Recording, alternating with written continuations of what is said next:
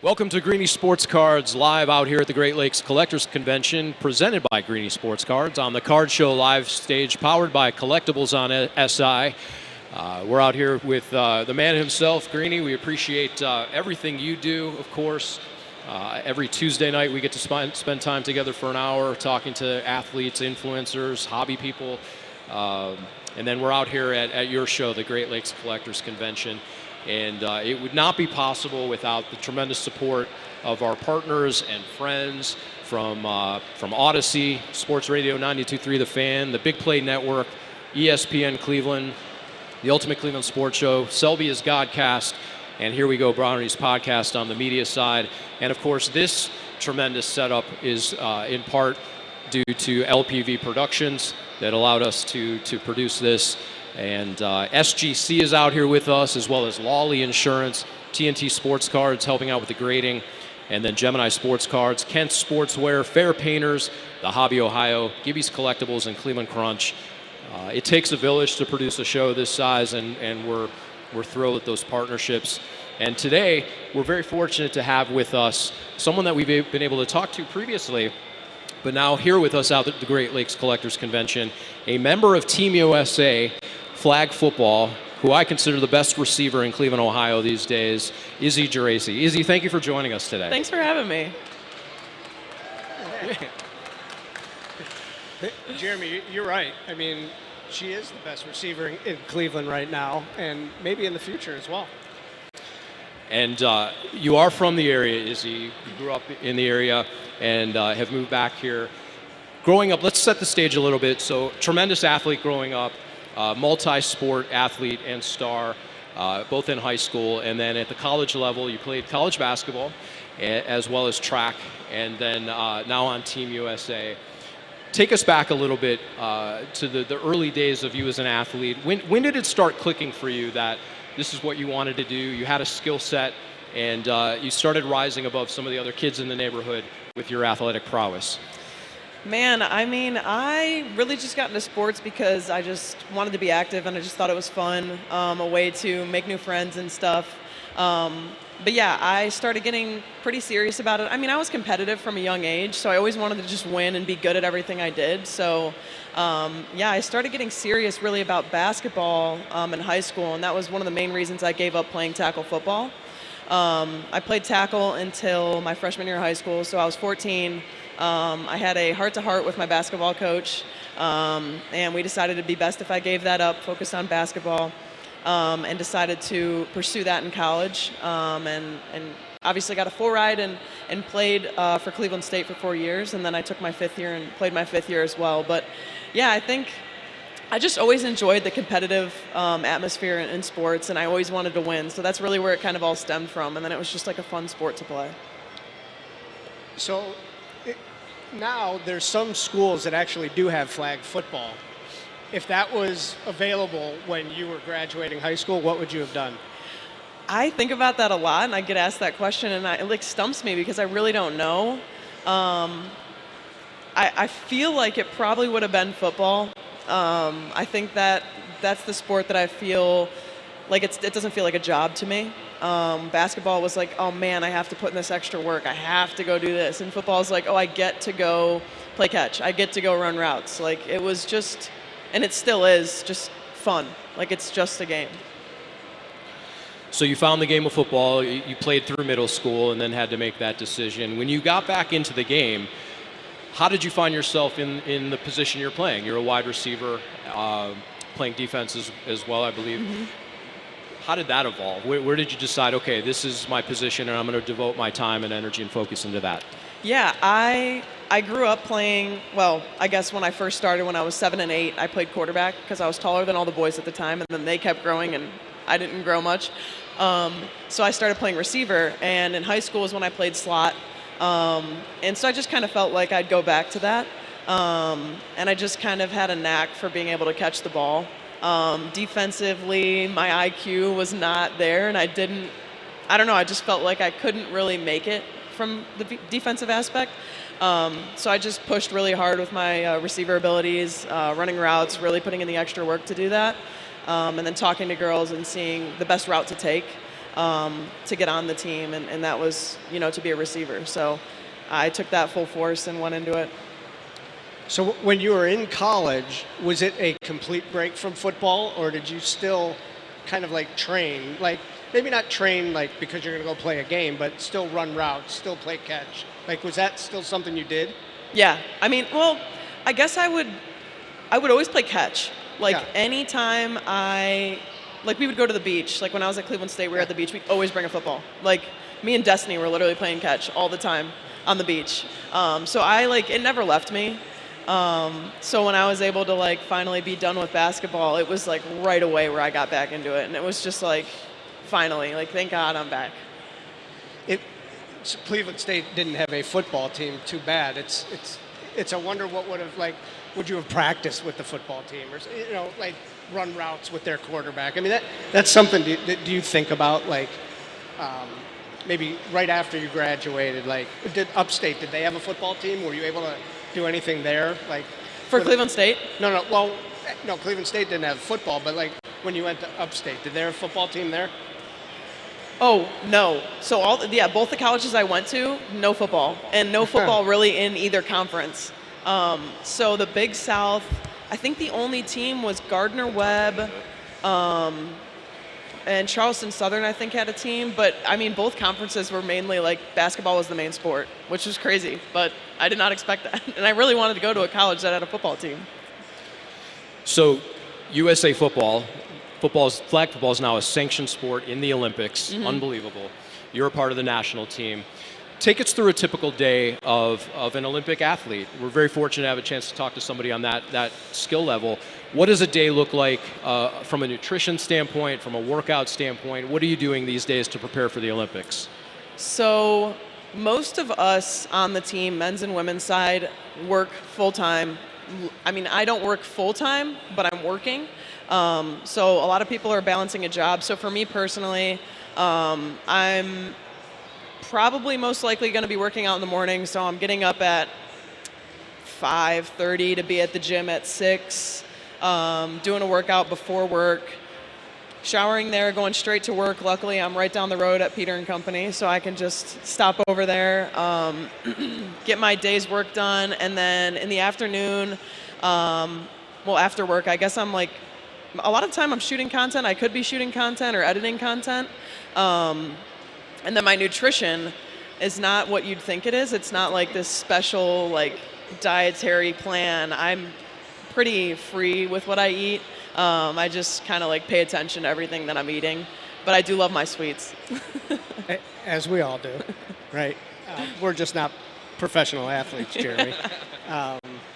So being on flag football, we've talked, you've been able to make some pretty cool trips. You have a trip coming up overseas. What are some of the cool things that USA flag football has allowed you to do?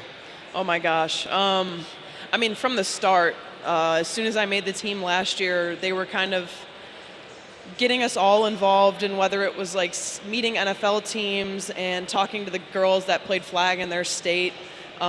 Whether we were just on the Today Show, which was extremely cool. Never would have thought that in my life would happen.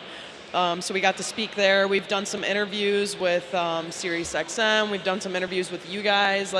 It's just things that I never would have thought. Or traveled last year to Finland to play in our gold medal game and play in the World Championships for flag. So it's just been a lot of things that I'm very grateful for, and that this sport is just going to continue to grow, and more kids will get to experience things like that. So the sport is continuing to grow. Let's define that a little bit. What does that mean? You mentioned the Today Show. You're doing a lot of your own content as well as other athletes to populate that out. What is the trajectory of this sport, and with the NFL behind it as well? What is the hope and vision for the sport of flag football?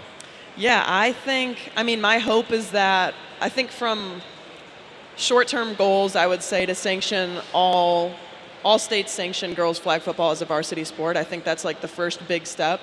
I know a lot of NFL teams are really the reason that's growing so much and happening. So Ohio specifically needs to get on that. But I think that's the first step. And then down the road, yes, it's in the Olympics for 2028, but we want to keep making it a repeat sport where it's not just like breakdancing where it was there once and then you kick it out.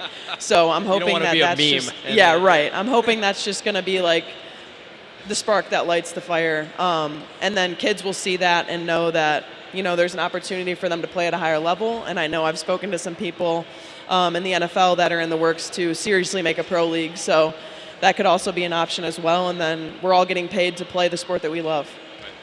That's the question I was going to ask, is when does it become kind of a pro sport, right? It's going to be in the Olympics, right? Like Yeah, 2028 will be in the Olympics in LA. Yeah. On American soil, which is great. What's the process like that? I mean, we're 2 years from that. Is that something that every year you have to compete to be on that team? Yes, so all that we know is every year leading up to that, we're going to have to keep making the team. We're under a year contract now. Our season is technically March to September, probably. But yeah, until then, we're making the team every year. Next year, 60 people are usually invited to try out for each men's and women's team. But yeah, that's all we know. They may do a 2-year contract. But yeah, it's going to be... there's targets on our back already. So there's kids that are starting at a young age that really want to get into it, and they're getting better at a young age. So it's getting more competitive, not only in the United States, but all over the world. You had an opportunity recently with the Cleveland Browns to address hundreds of kids, a couple hundred kids in a presentation. Talk about those types of things that are happening around the game. There are camps, there are opportunities for kids. You mentioned Ohio and other states sanctioning this as a sport.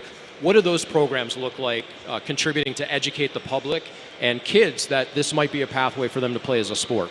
Yeah, those events are great because it's, one, you're putting a spotlight on the sport, but you're also making the girls in the sport feel like they are somebody, and that it's not just like, just a fun thing to do on the weekend. Like, you're a legit sport, you're a legit athlete, you're going to compete for a championship. And I think that's the big thing, is like spotlighting that, like, this is a real thing happening.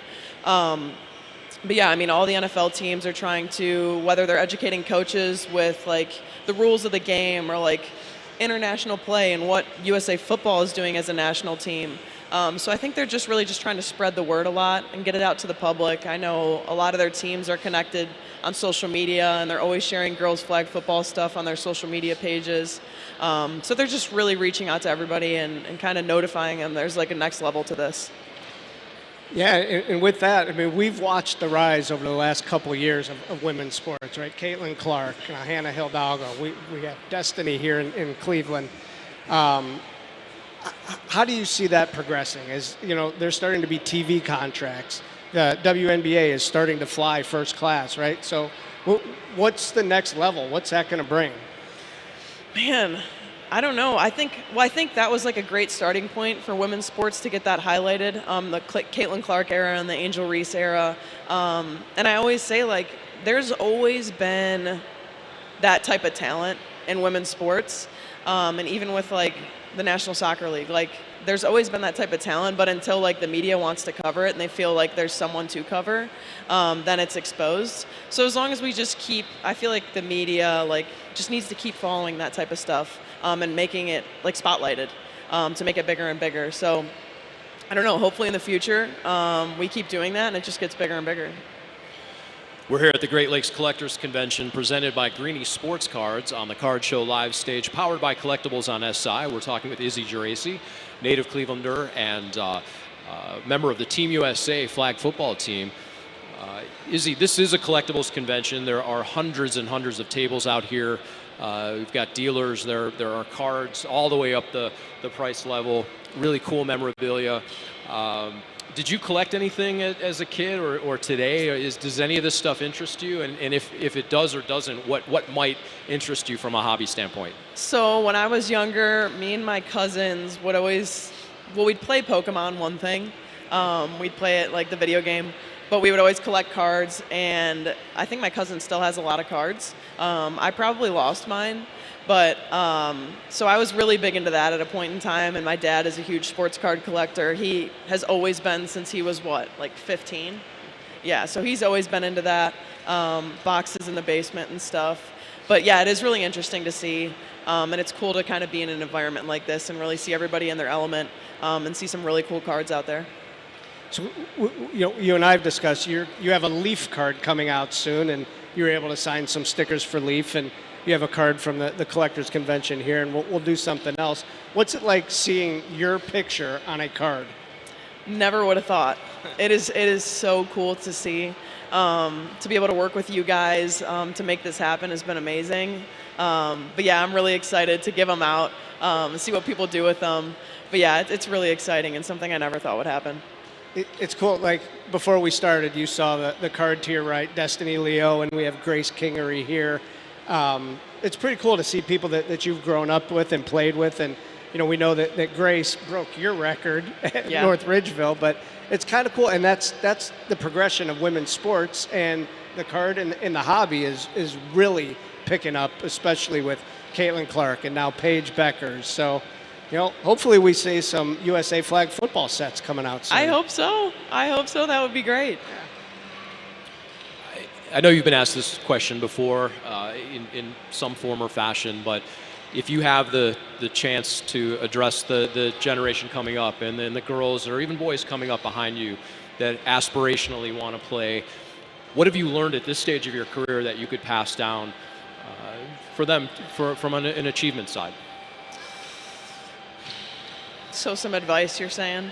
Yeah, if you're talking to Yeah. 10-year-old Izzy, what are you telling Yeah. her about competitive sports? I think it's like you're never too small or you're never not good enough. It's always like if you put your mind to it, you can do it.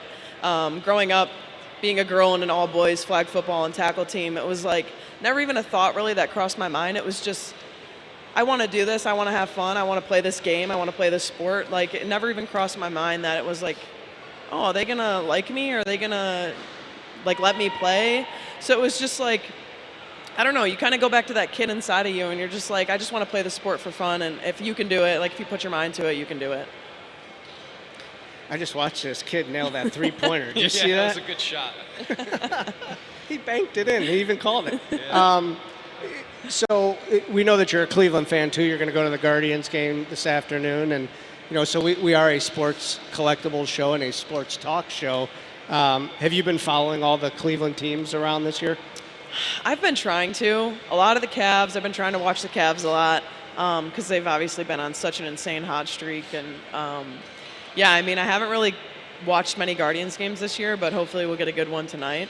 Yeah, I'm excited. I mean, I'm always, when I lived downtown, it was great because I could always walk over to the Guardians games and just like show up, whatever, get a hot dog and watch. But yeah, I mean, anything Cleveland, I'm about it. As I understand, for the national team, it's a continual tryout. Nothing's guaranteed. Just like in any sport, nothing's given. You've got to earn it. But that being said, are you comfortable in your skin these days, your position? You've established sort of who you are. You're past the stage of putting game on tape. Is there a confidence that comes with it? Or do you feel like every day you've got to continue to go out and prove it? I feel like there is a confidence that comes with it, but I also don't want to like get ahead of myself.